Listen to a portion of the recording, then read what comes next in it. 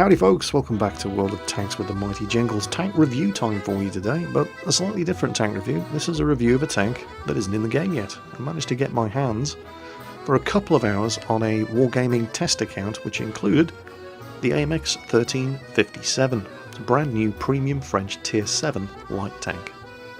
Actually, review is probably too strong a word. You can't play half a dozen games in a tank, most of them utter disasters because, you know, random teams in World of Tanks, and give a proper review of the thing, so think of this more of a preview than anything else, but we should be able to at least give you a general idea of how you can expect this tank to perform, what it can do, what it can't do. The one thing I can't tell you, because this information just hasn't been made available to me yet, is how much this thing's going to cost, but if you were to take a look in the gift shop at something like the AMX13 or the STA2, which are tier 8 mediums, they cost around £20, $30. The Dicker Max, which is a tier 6, costs around £13, say $20, so you're probably looking at something between those two. This is not going to be an expensive purchase. But of course, it really doesn't matter how inexpensive a machine is in World of Tanks. If it's a turkey to play, it's always going to be a waste of money, regardless of how cheap it is. So what's the 1357 like? Is it any good? Well, initial impressions are that this is a very, very good little tier 7 light tank. And it's mostly down to the gun. But more on that in a moment. So, quick rundown on the stats, and then we'll start taking a look at what exactly it is that makes this tank stand out from the crowd. So, from the top, 890 hit points, not bad. It's a very, very light machine, has a maximum load limit of 16.45 tons, but the engine is a little on the weedy side. It's only a 250 horsepower engine. It's very quick though. It'll do 61 kilometers per hour and turns blisteringly quickly, 48 degrees per second. The armour, well, it's a light tank, the armour's terrible. 50 at the front, 20 at the side, 15 at the rear of the hull, 40 at the front, 20 at the side and rear of the turret. The turret does turn very quickly, however, 45 degrees per second. This is a great little dogfighting, circle strafing tank. It has a view range of 390 metres and a 750 metre signal range. Or to put all this into some kind of perspective for you, it has the same signal range, it has the same view range, it has the same top speed, it has better armour, it turns faster, and it has 1 degree per second slower turret traverse than the AMX1375, which is the other tier 7 French light tank. So if past experience on YouTube is anything to go by, all the existing AMX1375 drivers have probably paused the video by now and are venting their rage in the comments section about Wargaming once again introducing new light tanks into the game that completely outclass the existing light tanks at the same tier that are already in World of Tanks. Well, hold on there, hold your horses. We haven't looked at the gun yet. It is an interesting gun. For a start, it has 8 shots in the magazine rather than the standard 6. It also only takes 1 second to fire each shot off. That's a 1 second reload between shots. Don't forget, you get the first shot for free because it's already loaded. So it only takes 7 seconds to empty that 8 shot magazine. That is very, very good. Unfortunately, well, the penetration isn't that good. In fact, this tank has the worst penetration of any of the tier 7 light tanks in the game. 1375 drivers, rejoice. You no longer drive the tier 7 light tank with the worst penetration in the game. That crown now goes to the AMX1357. Also, you have a more accurate gun, not by much. The AMX1357 only has 0.37 accuracy, but you do have the same aiming time of 2.3 seconds, and your 75mm gun does substantially more damage per shot than this 57mm gun. This thing only does 90 damage per shot. It does only take 16 seconds to reload all 8 shots in this magazine, however, which is better than the 18 seconds that it takes a 1375 driver to reload that 75mm ammunition, and from personal experience with a well-trained crew, consumables, and running vents on the tank, you can get that 16-second reload down to 15.03. If your crew also has brothers in arms, you can get that down to below 15 seconds, which is a phenomenally fast reload for 8 shots. There are 2 things, however, that the 1357 doesn't have that the AMX1375 does, and the first thing is to do with the gun. It's the raw damage output. With 8 shots in the magazine, each doing an average of 90 damage, you have an average damage output in one magazine of 720 damage, which isn't bad. The 1375, on the other hand, with 6 shots, each doing an average of 135 damage, will do 810 damage per magazine, and that's a fairly substantial difference. 1375 drivers will be delighted to hear that, as well as handing over the baton of worst penetration of any Tier 7 light tank to the AMX1357, they can also hand over the crown of the worst power to weight ratio. Despite the good top speed of 61 km per hour, it only has a 250 horsepower engine, which means the power to weight ratio is just under 17 horsepower per tonne. The 1375 was considered underpowered by Tier 7 light tank standards, and that manages a horsepower per tonne ratio with a top engine of just a hair under 20 horsepower per tonne. All of the other Tier 7 light tanks manage at least 20 horsepower per tonne. The 1357 even has a worse power to weight ratio than a completely stock, unupgraded Aufklärungs Panzer Panther. It's that bad. Well, I say it's that bad. It's bad by comparison to the other Tier 7 light tanks. It doesn't mean it's bad. This is still a mobile little machine. The tank does have issues with steep slopes, as you're going to see in the replay that I have for you, but just getting from point A to point B, it reaches that top speed quickly enough. And despite not having a huge damage output with that 8-shot 57mm magazine, it's still entirely capable of finishing off wounded targets, which is really the speciality of the French autoloaders.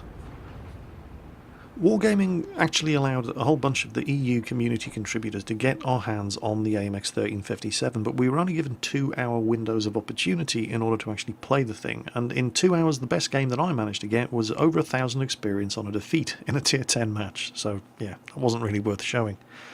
I've had some great moments in this tank, but I never really had a great game, although this is one of the... well, it's going to illustrate just exactly what you can do with the ridiculously quick reload on this 57mm magazine. Down there is an LTTB.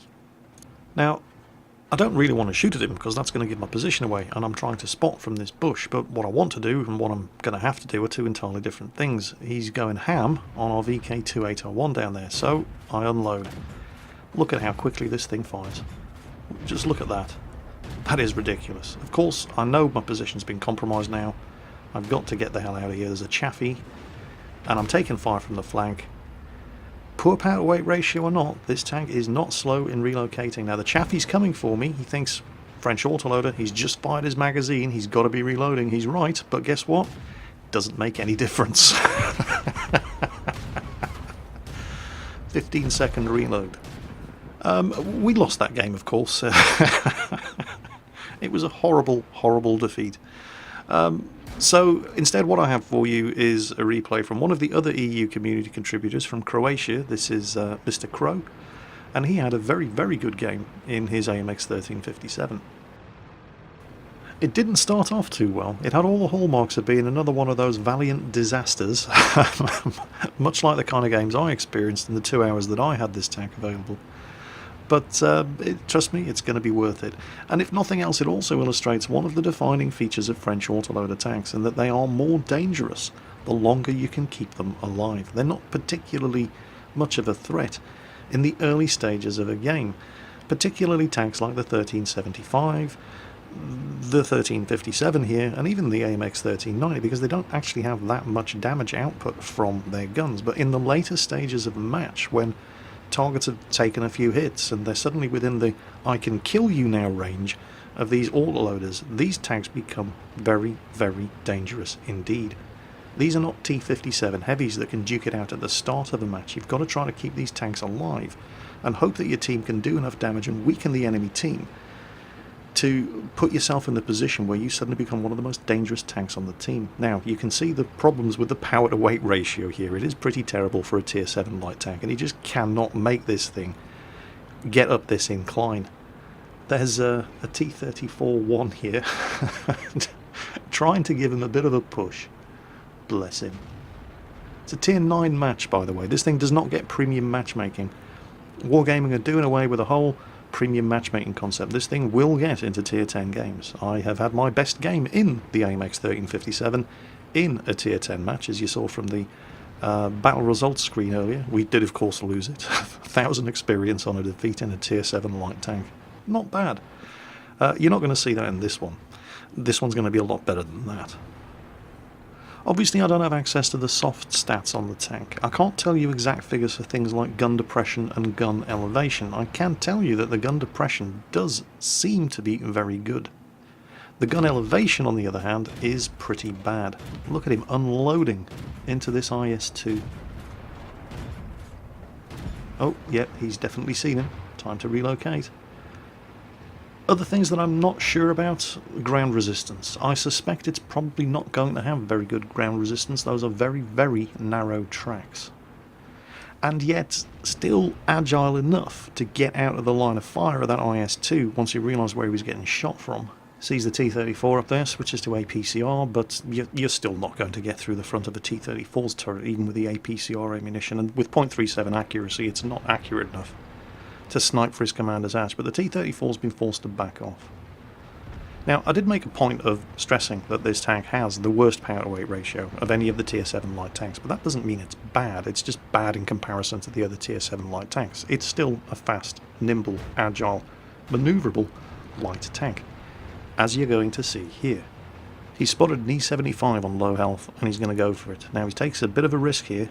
The M103 fires, the E75 sees him coming, starts backing up, puts one into him, but that's the only chance he's going to get. He tries scrambling to present his best armour towards the 1357. Both of them are turning their turrets around. They're not going to get a second shot at him, it's just too quick. And of course, turning around like that gave the T-34-1 and the IS-6 the easiest kill possible on the E75, and the M103 still turning his turret around. But he's long gone. This is not a slow tank. Worst power to weight ratio of any of the Tier 7 lights notwithstanding, this thing can still shift.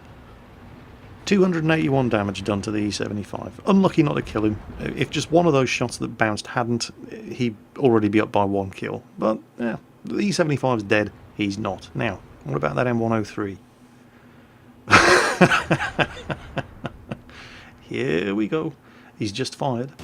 And there's 1, 2, 3, 4, 5, 6, 7, and he's dead. With a little bit of help from the other flank as well. He wasn't the only one who shot him. That was pretty sweet. It's hard work driving light tanks. I am not a very good light tank driver, and I'm even worse at driving the autoloaders, because as well as the whole part and parcel of I'm in a tank that has absolutely no armour and very little health, you've got the whole, okay, now I have to sit around reloading. Oh, hold on, watch this. Look at it, watch this Waffenträger panic. It's like, what's shooting me so fast? He probably thought he was getting shot at by 2 different tanks. The amount of hits he was taking, he actually cliff dived to get away in his panic. Oh, that's not good. Okay, warp factor 10, Mr. Sulu. Yeah, this thing is not a slow machine, not at all. It does struggle with steep slopes, as you saw earlier on in the video, but, well, if you looked at when he crested the rise to take out the M103, all you have to do is just use what grunt is available in the engine to get up to that top speed of 61 km per hour and let momentum take you over. It's entirely doable. He did it on the M103. Crested the rise, cruised over the other side, parked on his arse, and just filled him full of lead.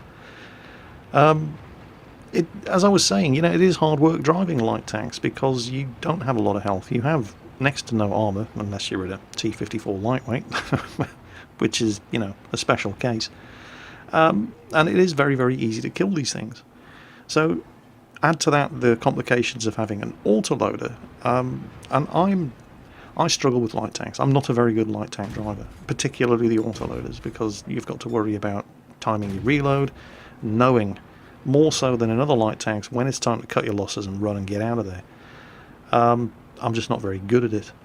I enjoy driving them. I think I may enjoy driving the 1357 more so than others, and I might have to give the 1375 another look, because a 15-second reload, I can handle that. That's nothing. Hell, the KV2 takes longer to reload, and that's not an autoloader. I think I could get used to the AMX1357. I mean, look at this rate of fire. It's absolutely phenomenal. That guy stood no chance. Mr. Crow's pulled the scores back now. He may only have 2 kills to his name, but they were both tier 9s, the Waffenträger Panzer IV, and he did almost the full health damage to the M103. And he might not have been the one to kill the E75, but he's the one who got the E75 killed. He's made a fantastic contribution to this match. And he is only in a Tier 7, with the worst power to weight ratio of any of the Tier 7 light tanks, and the worst penetration of any of the Tier 7 light tanks. Doesn't seem to matter though, does it? It's still good enough. Am I going to get this tank? Well, I'm probably going to get it because I just collect tanks. Am I going to play this tank? It's hard to say. I do like it. I think it's a very, very good little machine. You know, its obvious weaknesses notwithstanding, it is a capable little tank, but it's a capable little light tank, and being good at light tanks is definitely an acquired skill, and it's the kind of skill that you have to practice. The days when I used to have enough free time to be able to play World of Tanks 2 to 3 or even 4 hours every day are long, long gone, and I just don't have the time available to invest into getting good at driving light tanks again. I'm a pretty terrible light tank driver these days because I just don't drive them often enough. It's easier to drive a heavy tank because you've got the margin for error in a heavy that you don't have in a light tank. Make a mistake in a heavy tank, oh, it's no problem, I've got lots of health, I've got plenty of armour, you can usually get away with it. Make a mistake in a light tank, it's usually game over. It's a very harsh learning process, and the artillery had a choice of 2 directions to face, and he picked the wrong one. Sucks to be him. So, that was Mr. Crow, a very, very good specialist light tank driver, which you'll know if you've ever watched any of his live streams or had a look at the videos that he's put up on YouTube. He's all about driving the light tanks and helping teach people to be better at driving light tanks. I could probably learn a thing or two from him. And, Mr. Crow, if you're watching this video, I do apologise once again for ruining the win rate that you'd built up on this Wargaming account after I got my hands on it. But anyway, the big question, should you spend real money buying an AMX1357? I try not to say you should spend money on this tank or you should not spend money on that tank, unless I have a very definite opinion about something. What instead I try to do is show you what the thing can do, show you what it can't do, and then let you make your own decision based on what I've shown you. It's your money, you make the decision. What I would say, however, is that if you already own and play French light autoloaders like the 12T, the 1375 and the 1390, then this tank is going to be a sensible investment to make because it's a premium French autoloading light tank. That means you can take the crew of your existing French light tanks, put them into this thing and basically get your daily double twice a day and use it as a crew training vehicle. It's one of the main reasons why people buy premium tanks. If you do not already drive French autoloaders, however, it's not quite so clear-cut a decision. This is a good tank, but it's not the best Tier 7 light tank out there. There are some very, very good Tier 7 light tanks that you don't have to spend real money on. On the other hand, if you like and are good at driving light tanks, but you haven't tried the French ones yet for some reason, and you don't really want to spend the time it's going to take to grind your way up to Tier 6 and the AMX12T, and then unlock the modules on the AMX12T to actually make the AMX12T any good, well, this is certainly a quick and easy way of finding out whether or not French autoloaders are going to be for you. Unfortunately, what I can't tell you is how much this tank is going to cost and exactly when it's going to be available. As to when it's going to be available, my guess would be very, very soon. It's entirely playable in its current form on the live server using the Wargaming accounts that we were given access to, and as for how much it's going to cost, well, it's not going to cost a lot, I can tell you that. The Type 62 is the only other existing premium Tier 7 light tank in the game, and that one costs 4,800 gold when it was available. That translates to around about £14. In fact, not even that much. 5,500 gold in the Wargaming EU gift shop will cost you just over £14. So less than £14 would be my guess for the price of the AMX 1357. I do like this tank, and unlike other tanks that I like, Tog 2, I'm looking at you, I love you to bits, but you're terrible. Unlike the Tog 2, the 1357 is actually also a good tank, and it's different enough from the 1375 for there to be a point to having the 1357.